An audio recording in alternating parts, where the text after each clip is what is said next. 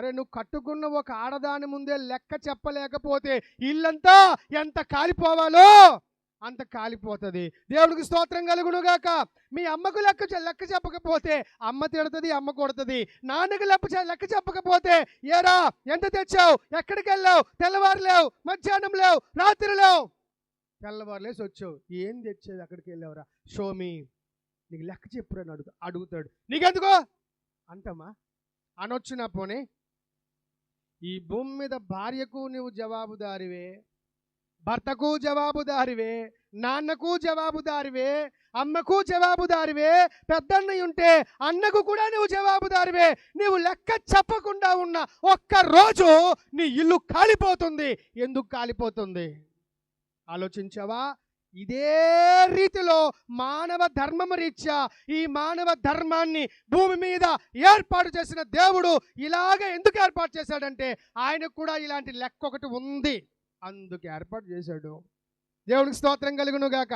ఒరేయ్ నేను నీకు ప్రాణం ఇచ్చాను, నీకు శరీరం ఇచ్చాను, నీకు ఆత్మ ఇచ్చాను, ఇదిగో నాన్న వెళ్ళు అని చెప్పి పరలోకము నుంచి భూలోకములోనికి నిన్ను నేను పంపించాను. 70 ఏళ్ళు అవుతుంది, కొందరికి 80 ఏళ్ళు అవుతుంది, 90 ఏళ్ళు అవుతుంది, పోను 100 ఏళ్ళు వేసుకుందాం. 100 ఏళ్ళు అయిపోయినా, 70 ఏళ్ళు అయిపోయినా, 80 ఏళ్ళు అయిపోయినా చావాలా వద్దా? మనిషి చచ్చిపోతాడు. మరి చచ్చిపోయినాక ఎక్కడికి వెళ్తాడు? ఖచ్చితంగా పోనీ మనకు తెలియని ప్రాంతమో తెలిసిన ప్రాంతమో, మొత్తానికి ఆత్మకైతే చావు లేదని అందరూ చెప్తుంటారు. దేవునికి స్తోత్రం కలుగునుగాక. బైబిల్ కూడా చెప్తుంది, ఆత్మ దాన్ని దయచేసిన దేవుని యొద్దకు వెళ్ళిపోవును, ఈ మన్ను మళ్ళీ వెనుకటి వల్లే మంటిలో కలిసిపోవును. సరే మంటిని ఎక్కడే వదిలేద్దాము, ఆత్మ అయితే ఎక్కడికో వెళ్ళింది మొత్తానికి. దేవునికి స్తోత్రం కలుగునుగాక.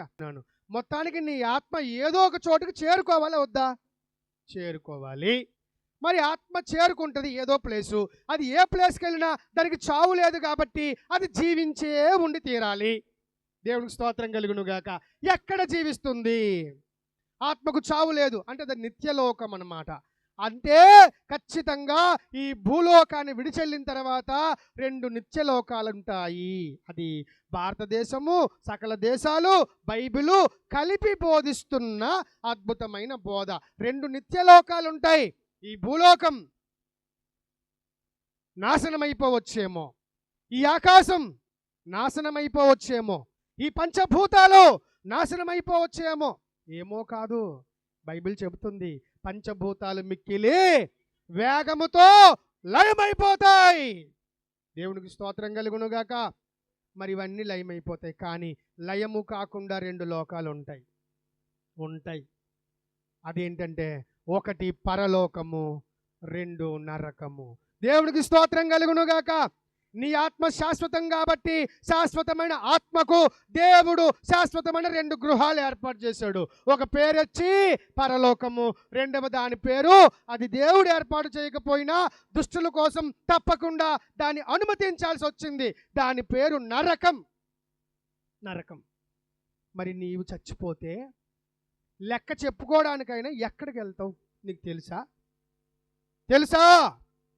ఇది ఈరోజు ఈ వీధిలో దేవుడు అడుగుతున్న ప్రశ్న, మతం వేస్తున్న ప్రశ్న కాదు ఇది, పాస్టర్ గారు వేస్తున్న ప్రశ్న కాదు ఇది, మసీదు నీకు వేస్తున్న ప్రశ్న కాదు, గుడులు గోపురాలు నీకు వేస్తున్న ప్రశ్న కాదు, దేవుడు నీకు వేస్తున్న ప్రశ్న. If you die right now where will you go? దేవుడికి స్తోత్రం కలుగునుగాక. ఇప్పుడే నువ్వు చనిపోతే నీ శాశ్వతమైన ఆత్మతో నీవు ఎక్కడికి వెళ్తావు? నిత్య నరకానికా, నిత్య స్వర్గానికా? ఎక్కడికి వెళ్తావు?